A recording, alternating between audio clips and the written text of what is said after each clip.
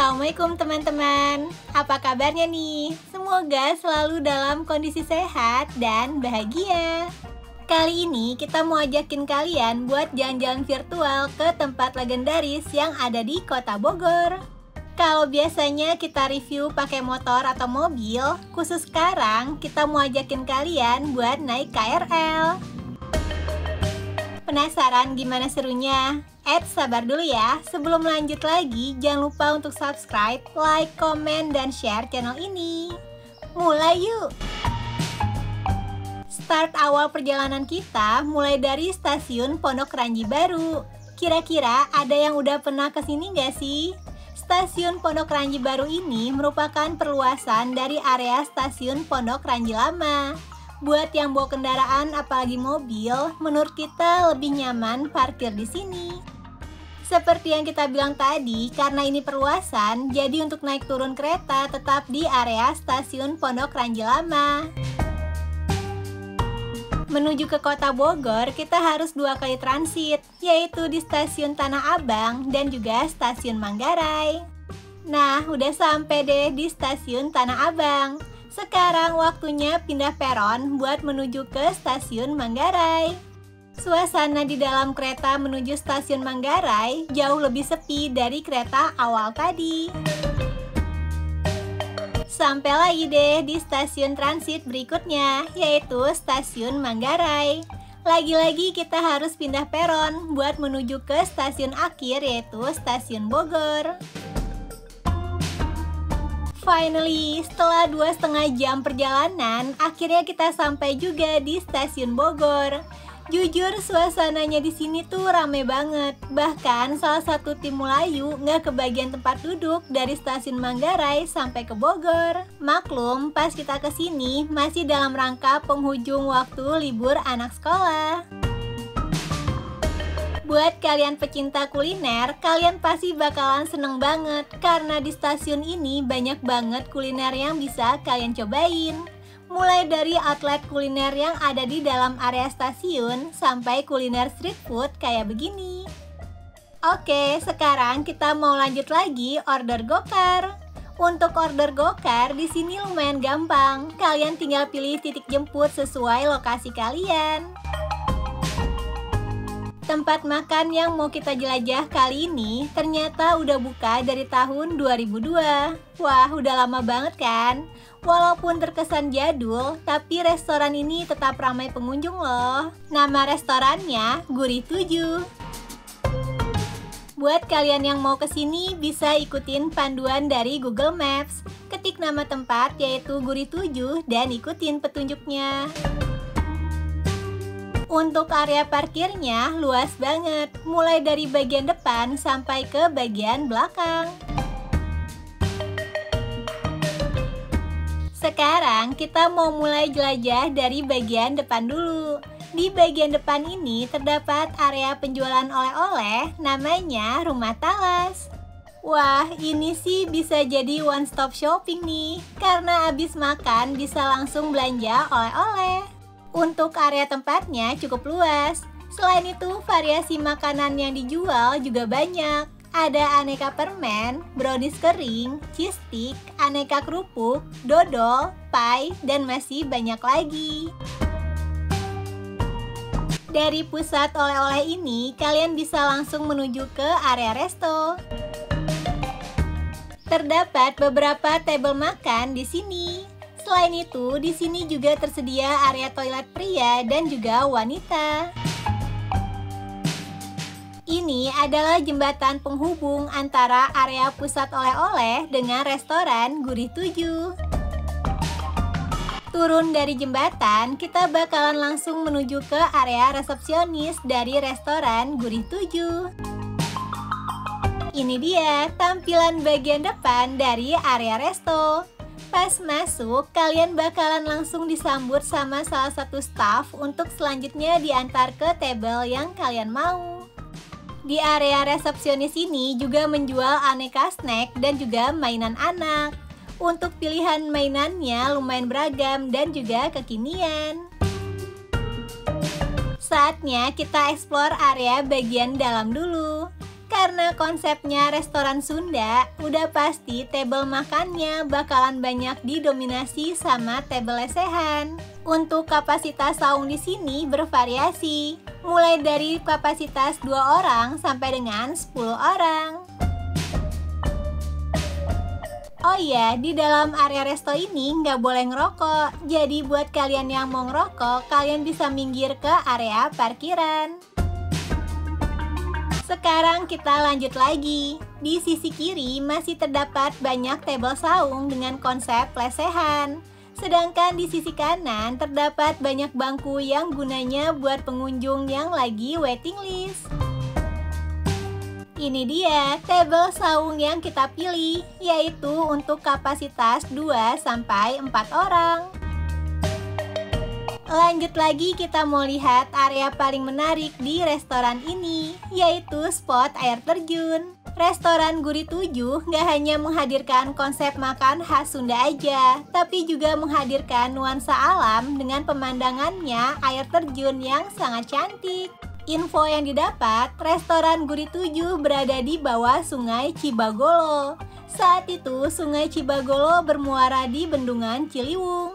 Tapi sayangnya di tahun 2020 terjadi musibah, yaitu banjir bandang dan bendungan jebol. Sehingga Sungai Ciliwung Cibagolo kering dan gak bisa mengalir air sampai sekarang.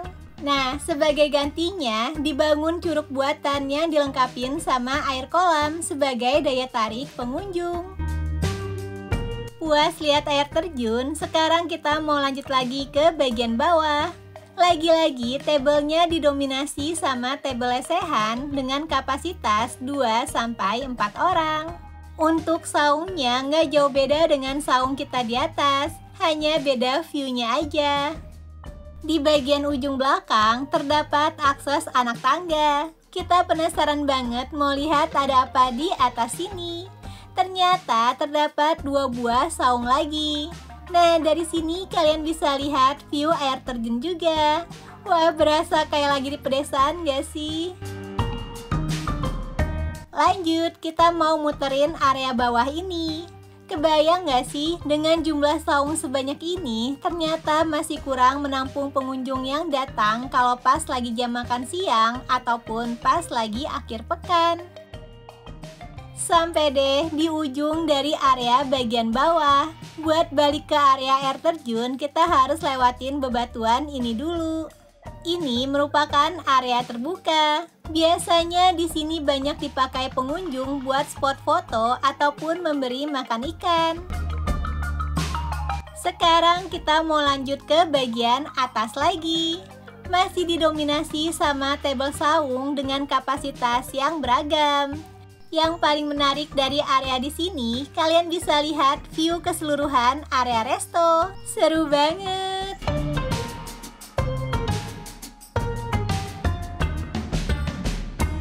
Fasilitas pertama, apalagi kalau bukan pemandangan air terjun yang cantik.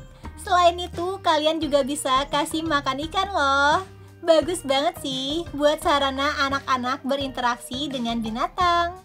Untuk makanan ikannya, wajib menggunakan pelet ya. Kalian bisa beli makanan ikan di area resepsionis dengan harga 10.000 per bungkus.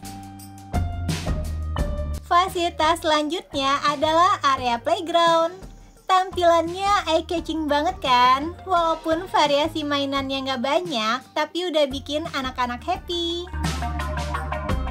Lanjut ke fasilitas lain, yaitu area wastafel yang tersebar di banyak titik. Namanya juga restoran Sunda, udah pasti nggak lengkap kalau makannya nggak pakai tangan, ya nggak sih? Selain itu, terdapat banyak banget stop kontak yang tersebar hampir di setiap saung. Nggak cuman itu, untuk beberapa saung juga dilengkapin sama CCTV dan bel untuk memanggil pelayan. Oh ya, di sini juga ada free akses wifi loh. Untuk kecepatannya cukuplah buat bermain sosmed. Lanjut lagi, kita mau ke fasilitas musolanya. Untuk area musola letaknya ada di bawah jembatan penghubung. Posisi musola wanita dan juga pria terpisah. Di area musola wanita terdapat area wudhu yang berada di bagian dalam musola. Jadi, untuk para wanita lebih leluasa untuk membuka hijab. Sedangkan untuk area wudhu pria letaknya ada di bagian luar musola. Lanjut ke fasilitas terakhir, yaitu area toilet. Area toilet di sini tersebar di 3 titik. Ini adalah area toilet yang ada di bagian saung bawah. Tersedia 1 buah cermin besar, 2 buah wastafel, dan 3 buah bilik toilet. Untuk kondisinya bersih dan juga terawat. Pemesanan menu di sini menggunakan scan barcode yang udah tersedia di setiap meja. Nantinya bakalan muncul tampilan kayak gini. Sayangnya sih, nggak semua menu tersedia gambarnya. Nah, di halaman ini kalian bisa langsung pilih pesanan kalian, plus tulis request khusus kalau ada. Setelah lengkapin orderan, bakalan ada pelayan yang datang untuk rekonfirmasi orderan kalian. Ini adalah daftar menu dari restoran Gurih 7.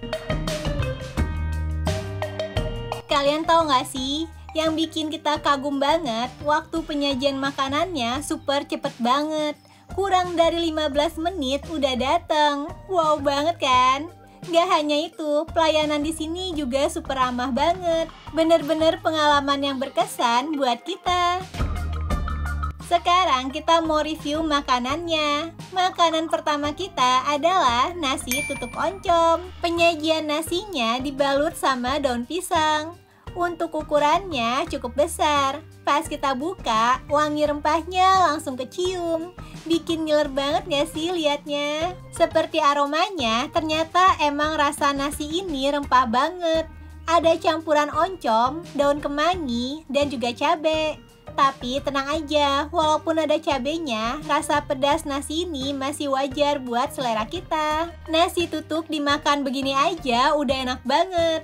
Untuk rating kita kasih 4 dari 5.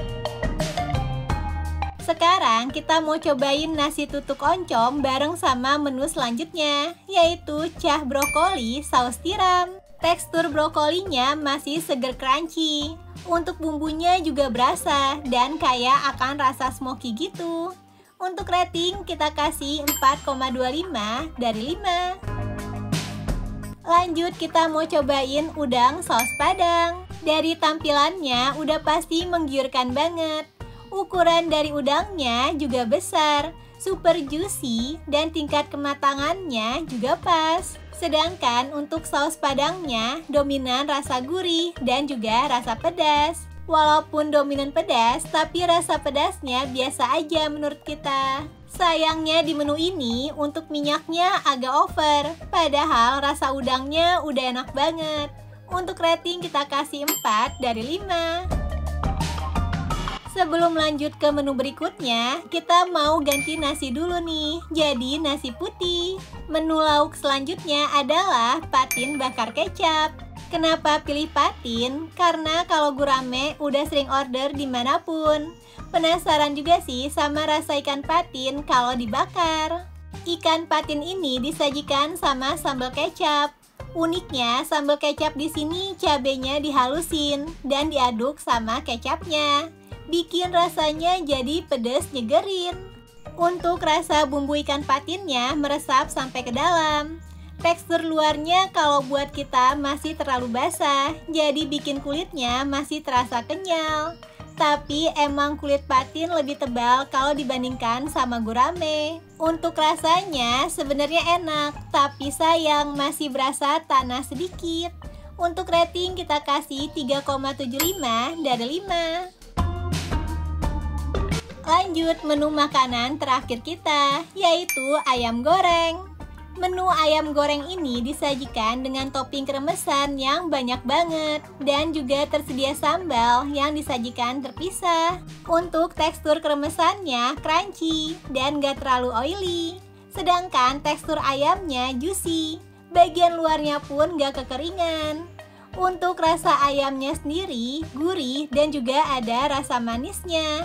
Kayaknya sih diungkep dengan air kelapa. Makanya ayam ini jadi terasa sedikit manis.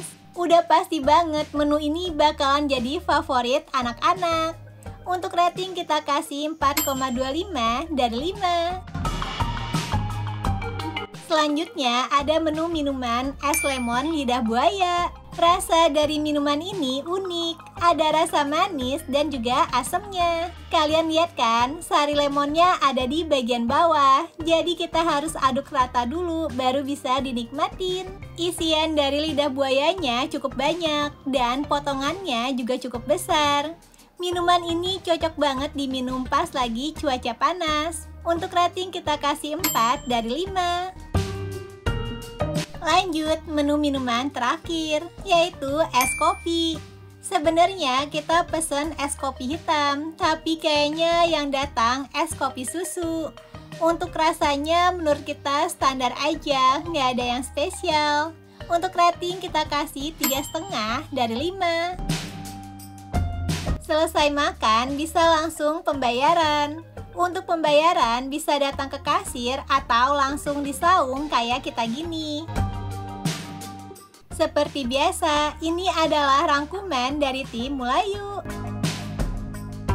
Semoga informasi ini bermanfaat buat kalian. Dan jangan lupa support kita terus dengan cara subscribe dan tonton semua video Mulai Yuk.